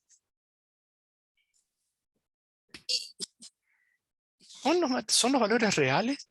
¿Y esos valores fueron realmente cuidados durante la construcción y operación? A lo mejor estoy asumiendo con eso que tengo un factor de seguridad de 1,2, pero tengo un nivel de soporte de ingeniería, de verdad, el sustento de la ingeniería es paupérrimo. Y a lo mejor ese factor de seguridad es 0,8. Hay estudios hechos, un estudio de Silva y otros, que justamente muestra para un mismo factor de seguridad cuál es la probabilidad de que una falla ocurra, o sea, asociado a una probabilidad de falla, de acuerdo a la madurez que tiene el diseño. Y la madurez no es por cuántos planos hice, es por el sustento que tiene los planos que yo hice. Esa es la madurez del diseño. Entonces, esa es la legislación. Espero con eso responder a tu consulta. Vale, sí. Muchísimas gracias, don Marcelo. Mire, aquí hay otras preguntas en el chat que las hemos estado recopilando. Voy a partir por la primera, que es la de Oscar Santander. La pregunta dice, ¿cuál es la eficiencia del uso de geomembranas en depósitos de relave? La geomembrana disminuye las filtraciones. No las elimina, porque la geomembrana tiene un factor, un coeficiente de permeabilidad bajísimo, pero lo tiene. Pero además, nosotros tenemos que considerar que, o sea, por más que digan el material de la geomembrana, el HDPE o el LEDPE o el PVC, el material que yo use, que como material uno dice es impermeable, se daña, se pincha. Y los mismos proveedores de material dicen, usted debe considerar por lo menos tantas pinchaduras por metro cuadrado, por unidad de superficie de la membrana. Por lo tanto, la membrana va a ser un poquitito permeable, pero va a ser permeable. ¿Cuál es la eficiencia? La que nosotros queramos darle. Si nosotros aceptamos eso y decimos, con una geomembrana de tal nivel de impermeabilidad, ¿estamos conformes? Sí. ¿El costo de eso es razonable? ¿Es aceptable? ¿Podríamos usar otro material? ¿O qué pasa si no ponemos membrana? ¿El mismo material del muro nos da impermeabilidad suficiente para después recolectar esas filtraciones en otro lado? La eficiencia existe. Sí tenemos que tener cuidado que una geomembrana puede ser una zona de debilidad local entre dos materiales. Entonces, tenemos que preocuparnos de que la estabilidad localizada se siga cumpliendo. Y para eso ya existen membranas que son texturadas, ¿no es cierto? Porque si no, uno estaría colocando algo sobre un patín. En eso hay que tener cuidado. Y el otro tema de las membranas es que el mejor diseño de membrana, si no se hace un aseguramiento de calidad súper estricto en la colocación, se pierde. Porque lo más seguro es que pueden haber soldaduras mal hechas, se pinche, pueden quedar piedras debajo. Lo he visto. Entonces, la eficiencia existe, son eficientes, hay que hacer un análisis de alternativa para ver si realmente vale la pena o no colocarla. En general, los muros de relaves, los muros de arena, en general llevan membrana en su cara aguas arriba. Los muros de empréstito a veces llevan, a veces no. Y los muros de arena, cuando se ha logrado que la laguna esté muy lejos del muro, como el relave es bastante impermeable, las lamas son muy finas, en algunos muros de arena, con la laguna muy alejada, se opta por no colocarle membrana. No hay regla fija. Perfecto. Perfecto. Don Marcelo, otra pregunta de parte del ingeniero Víctor Flores, que dice así. Buenas tardes. ¿Cuáles son las recomendaciones y normas de seguridad para el manejo en depósitos de relave? Uy, Pregunta Víctor, macro. qué amplio. Bueno, todo lo que dije y mucho más. Mira, el tema es, tenemos que manejar la pulpa que tiene agua. O sea, tenemos que manejar el agua. Tenemos que manejar el agua. Entonces, la recomendación es que el relave y el agua no se salgan del recinto que hemos generado para contenerlos. ¿Van a haber filtraciones? Que seamos capaces de detectarlas y recuperarlas. ¿Cómo sé por dónde van a ir las filtraciones? ¿Cómo las detecto? con un instrumento, con un piezómetro. Y digo, acá, pero ¿dónde pongo el piezómetro? Tengo que hacer un estudio hidrogeológico y un modelo conceptual para saber por dónde se podrían ir las filtraciones si es que ocurriesen, y un modelo numérico que me diga, y ante estas condiciones la cantidad de litros por segundo sería tanto, entonces yo voy y pongo instrumentos ahí para medir. Y voy a poner instrumentos en algún otro lado para ver que no se me haya escapado, pero si no hago eso, no puedo saberlo. Y lo demás ya es más visual, ¿no es cierto? Yo puedo saber si el muro tiene afloramientos, si me voy quedando con poca revancha, poca distancia entre el nivel máximo de relaves y agua y el coronamiento del muro. Eso lo puedo ir corrigiendo. Las filtraciones es más difícil de controlar porque no sé para dónde van, no las veo. Pero un consejo es todo lo que dije en la última hora, y en cada una de esas láminas meterse de lleno a 1 mes, 2 meses, 1 año de trabajo en cada una. Eso es, desgraciadamente, no es tan fácil responder eso. Para nada fácil, para nada fácil. ¿Alguien más quiere hacer una pregunta en vivo, en directo? Ahí parece que apareció otra pregunta. Bueno, vamos a recopilarla. Bueno, antes de que se recopile, le voy a hacer otra pregunta, aprovechando. Bueno, la pregunta anterior dio un paso también a lo que puede ser la dimensión más técnica, y quizás a varios quizás les llamó la atención cuando usted explicó el tema del parámetro ¿cuál es uno de los parámetros que es importante dentro de lo que es el estudio o la interpretación? ¿Cómo uno modela este relave, que tiene una característica como si fuera parte fluido, parte sólido? Y usted nombró el esfuerzo cortante de fluencia. ¿Qué otros parámetros son importantes para poder modelar este material, digamos? Bien, los relaves depende de... A ver, yo tengo que conocer, obviamente, la caracterización granulométrica completa del relave, todas sus condiciones, los límites de Atterberg, ¿no es cierto? La caracterización típica. Ahora, según el uso que yo le voy a dar, yo quiero saber si los relaves pueden ser licuables o no. Yo les puedo someter a ensayos triaxiales para ver su cohesión, su fricción, si es que la tienen, su fricción. Ensayos reológicos. Yo quiero saber si cuando en un caso de una rotura el relave va a empezar a fluir, ¿cómo va a fluir? ¿Cómo se va a comportar? Eso es con los ensayos reológicos, ensayos de laboratorio. Entonces, eso nos da una pauta de cómo se va a comportar ese relave a la hora de abrir una brecha en el muro y que el relave con el agua se tienda a ir. Y se va a comportar como una sopa muy fluida, va a ser un comportamiento, lo que se llama newtoniano, va a ser casi como si fuese agua, o va a ser algo más pastoso, se va a mover de otra manera, y va a tener un comportamiento que se denomina no newtoniano, con reologías mayores, con mayores concentraciones de sólido,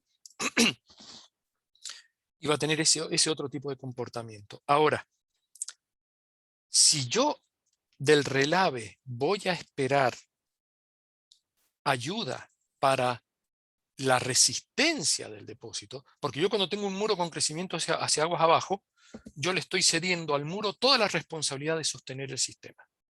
Y que el relave se licúe, que haga lo que quiera el relave.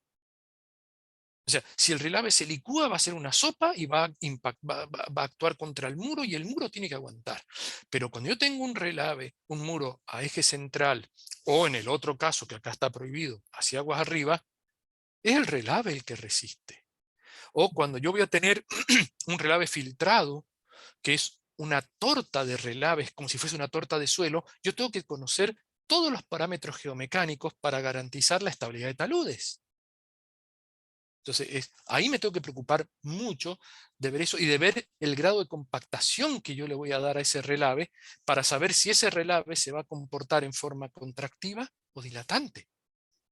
Si ese relave tiene comportamiento dilatante, me quedo tranquilo. Si ese relave tiene comportamiento contractivo, dice, uy, ese relave va a licuar.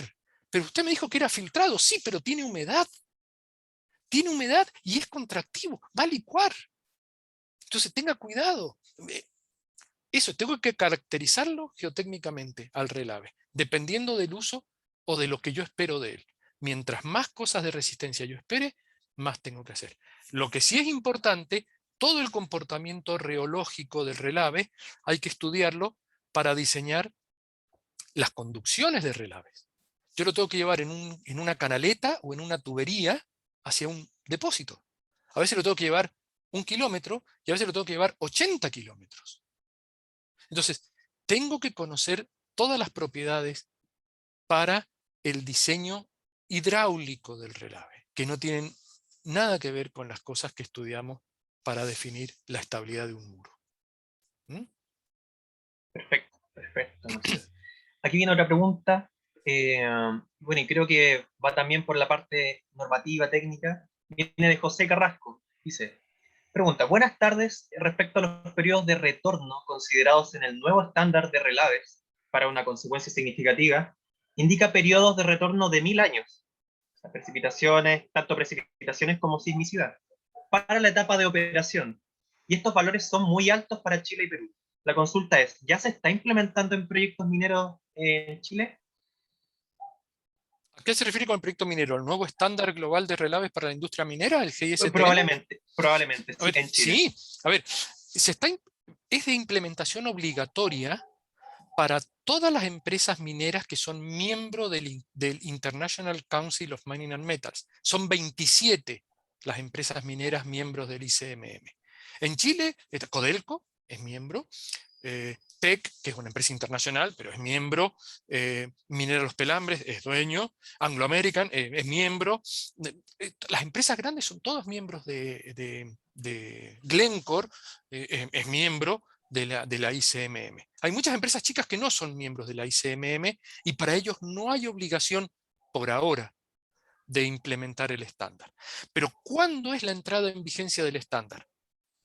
El estándar entra en vigencia 3 años después de su lanzamiento para aquellas presas de consecuencia extrema, muy alta, y no me acuerdo si alta también, y 5 años para el resto. Quiere decir que el 5 de agosto del año 2023, todas las presas que son extremas y muy altas, y no me acuerdo si también las altas, tengo que revisarlo, el 5 de agosto del año 2023 lo tienen que tener implementado. El resto, el 5 de agosto del año 2025. Y es así, y es ley. Ahora, las mineras chicas, que no están dentro del ICMM, no están obligadas a cumplirlo. Pero si siguen las guías de la CDA, por ejemplo, de la Canadian Dam Association, y los valores son parecidos, ¿eh? Los valores son parecidos. Lo que pasa es que es una guía. Y allá donde hay legislación vigente, por supuesto, pesa la legislación del país. Eso hay que respetarlo. Acá en Chile la legislación vigente es, en el caso de las crecidas, de las clasificaciones de las presas, por ejemplo, la DGA es más restrictiva todavía que el estándar, porque ya dice que una presa mayor de 30 metros de altura, o con una capacidad de embalse X, pero una presa mayor de 30 metros de altura es una presa grande. Y por lo tanto, tiene que trabajar con la crecida máxima probable, el sismo máximo creíble. Una presa de 30 metros, cualquier presa en Chile de 30 metros, cualquiera es de más de 30 metros. Son muy pocas las que no tienen 30 metros de altura. Entonces, en otros lugares del mundo hay presas mucho más chicas que 30. Acá hay presas que son depósitos que yo no conozco, son muy chiquititos y tienen 31 metros. Ya, listo, presa grande. Pero es chiquitito, presa grande. Y le cae todo el rigor de la ley. Entonces, ahora, lo que sí hay que diferenciar los requerimientos que hay para operación y después lo que se piden para el cierre. Y normalmente para el cierre todos los criterios son mucho más restrictivos. Incluso el estándar global que salió el año pasado dice, usted evalúe la consecuencia y aplique el criterio de diseño que le corresponda. Pero, si la consecuencia no es extrema, usted firme, el ejecutivo responsable, el CEO, firme y diga que su depósito, su estructura va a ser lo suficientemente flexible para en un futuro cambiar las condiciones de diseño extrema. O sea, dice, si usted quiere, tome menos que extrema, pero tome extrema, tómelo ahora. Esa es la tendencia, porque después en el cierre ya se va en general a condiciones súper extremas. Muy bien. Muy bien. Otra pregunta acá de Jorge Umpire. Jorge Umpire dice, pregunta, buenas tardes. ¿Cómo podemos determinar los niveles de alerta y alarma para evaluar la estabilidad del depósito en función de los niveles piezométricos? ¿Cuál es el criterio que usualmente se realiza? Y viene ahora dos preguntas. Primero la primera, después paso con la otra. Bueno, Hay hartas preguntas. un nivel de alerta, para ver un nivel de alerta hay que ver asociado a un tipo de falla, y hay que ver cuáles son los desencadenantes, los gatilladores de esa falla. Entonces, por ejemplo, un nivel piezométrico puede ser el desencadenante de una falla. Si un muro está seco, es estable. Si de pronto se llena en su interior de agua, deja de ser estable por sí solo, por tener agua. Listo, ya la fuerza entre las partículas no es tal, por lo tanto el agua se mete y un muro de arena ni hablar. Las arenas, ustedes si han visto alguna vez en la playa hacer un castillito de arena, con arena seca no se puede hacer, con arena húmeda se hace. Y si ustedes le ponen un poquito más de agua, se desarma el castillo. Entonces, el nivel piezométrico te da una idea. Ahora, ¿cuál es ese nivel piezométrico? Tengo que probar. Yo tengo que hacer esos análisis de estabilidad y de deformaciones para distintos niveles piezométricos y ver en cuál estoy ya peligrando el factor de seguridad, estoy llegando al mínimo o estoy teniendo deformaciones que ya no son compatibles con el destino del depósito, que es contener en forma segura los relaves y el agua. Eso por un lado. Pero por otro lado, tengo que pensar que pueden haber otros gatilladores y no solo el nivel piezométrico, ¿sí? Pero la única manera para hacer eso es probar, es hacer un envolvente. Digamos. Pruebo un nivel piezométrico, el esperable, el de condiciones normales, y digo, acá está, perfecto. Veo un nivel piezométrico, el peor de todos. Viene la crecida, tengo esto, estoy bien, no hay problema, perfecto. Ahora empiezo a subir el nivel piezométrico. Le pongo 1 metro más, otra vez. Sigue resistiendo, 1 metro más, sigue. Hasta que en algún momento va a decir, cuidado, si subo más de esto, el factor de seguridad desaparece o baja menos de 1,2, que es lo que, o 1,1, o ya baja de 1, quiere decir que la presa no es estable. Perfecto, perfecto. Y aquí viene la otra pregunta de Jorge. Dice, para un análisis de filtraciones, ¿qué permeabilidades usa para la evaluación del depósito? ¿Las tomadas en campo, en laboratorio o en caso que no se tengan de las dos, de alguna referencia bibliográfica? Al principio, cuando no tenga nada, tomaré la referencia bibliográfica. Porque no tengo materiales. Entonces tomaré referencias bibliográficas según el tipo de suelo que hay en la fundación y según el relave, va a ser un relave de cobre de tal o cual característica, me van a decir de la planta de procesos, dicen que esperan tener una granulometría tal, entonces con eso voy a la bibliografía y digo, la permeabilidad debería ser tanto. Para un estudio conceptual está perfecto. De ahí, cuando ya entro a prefactibilidad, no. Entonces tendré que hacer ensayos de campo, ensayos de laboratorio, generar una base de datos y después la persona a cargo de interpretar eso verá cómo interpreta los datos de campo, cómo interpreta los de laboratorio y dirá, vamos a utilizar este valor de permeabilidad para los cálculos. Ahora, son valores obtenidos en muestras que son un poquito de un todo. Tendremos que ver cómo, si promediamos, si no se puede trabajar valores medios, no va en muchos casos, entonces habrá que sectorizar esas permeabilidades donde corresponda y habrá que sensibilizar.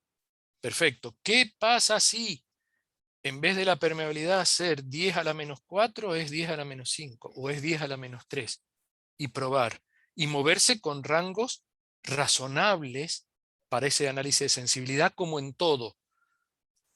Como en todo, si la permeabilidad esperable para un tipo de suelo es tal, y yo a lo mejor digo, me voy a mover un orden de magnitud para arriba y uno para abajo, y con eso hago la sensibilidad. No me voy a mover 5 órdenes de magnitud, porque entonces ya es otro material.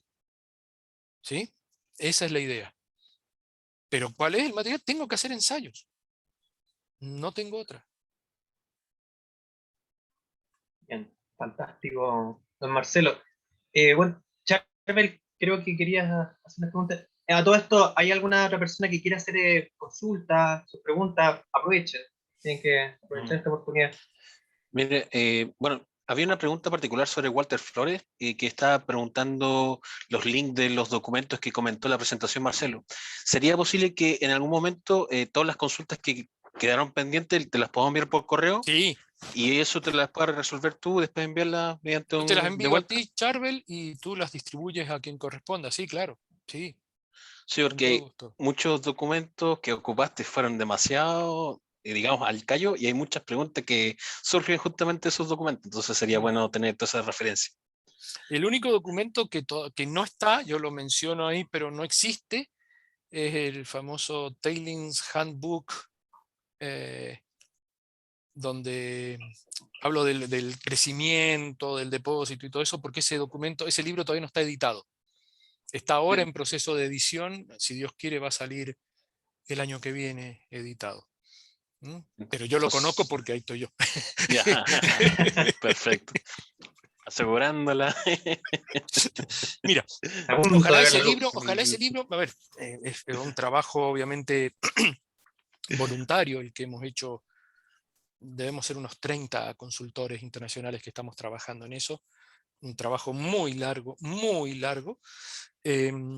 donde barre todo lo que tiene que ver con un depósito de relaves. Y ya hay, bueno, en Norteamérica seguramente cuando ese libro sea lanzado, las universidades lo van a tomar como guía o como base para los cursos donde se imparta algo que tenga que ver con relaves. Ojalá en Sudamérica también se pueda hacer. Es un libro que seguramente va a quedar editado nada más que en inglés. Pero, bueno. Y lo demás, los papers que de mi autoría, por supuesto, que se los puedo pasar. Y hay un libro ahí, bueno, hay el libro de Stephen Bick, que es un manual increíble de relaves. Ya tiene sus años, del año 90, pero bueno, ahí no hay un link, hay que ir a conseguir el libro nomás, pero Claro, sí. de todas formas. Mira, Fantástico. solo quedó una pregunta pendiente, pero como les había comentado, esta pregunta pendiente va a quedar, digamos, en un correo y Marcelo eventualmente las va respondiendo. Ahí yo voy a difundir la respuesta a esa pregunta en particular. Disculpa, Cristian, en Perfecto. este momento. Bueno, les tengo que agradecer a todos por su interés y participación en la charla del ingeniero Marcelo Ucé, como parte del tercer ciclo de charlas del grupo de geomecánica y obras subterráneas de la Universidad de Valparaíso. Antes de cerrar esta charla, les quiero pedir a todos que puedan encender sus cámaras, porque nosotros siempre al final de cada charla sacamos una foto de todas las personas que participaron, digamos, sea mediante la asistencia o haciendo sus consultas. Así que les quiero pedir a todos que abran sus cámaras, pongan todas sus caras y nos vamos a sacar una foto grupal. Así que, por favor. Adelante. Prendan las cámaras. ¿Eh? Por favor, todos abiertos sus cámaras. No les tomará más de 5 segundos.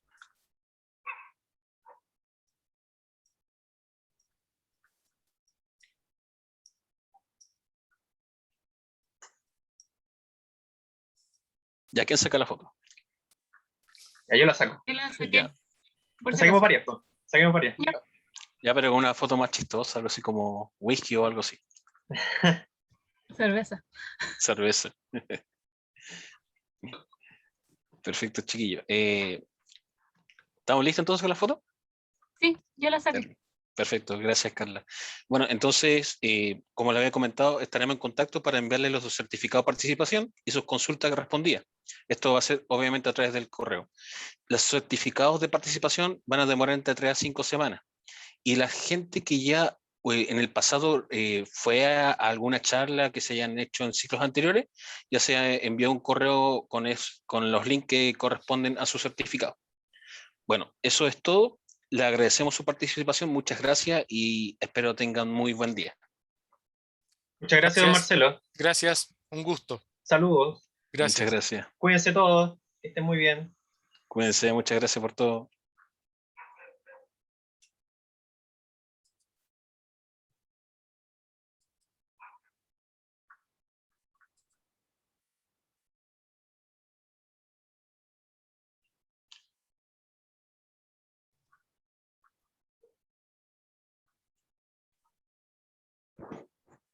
Yo alcancé a llegar para la foto nomás, pero no puse la cámara.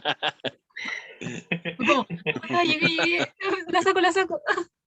Esperen, Eso estoy fue todo mandando lo que un mensaje a alguien en relación a consultas que acá me está hablando. Sí, ay, José L. Carrasco. Había consultado algo. Sí, a él Solo le no puedo- respondí directo. Ah, ya, perfecto, perfecto.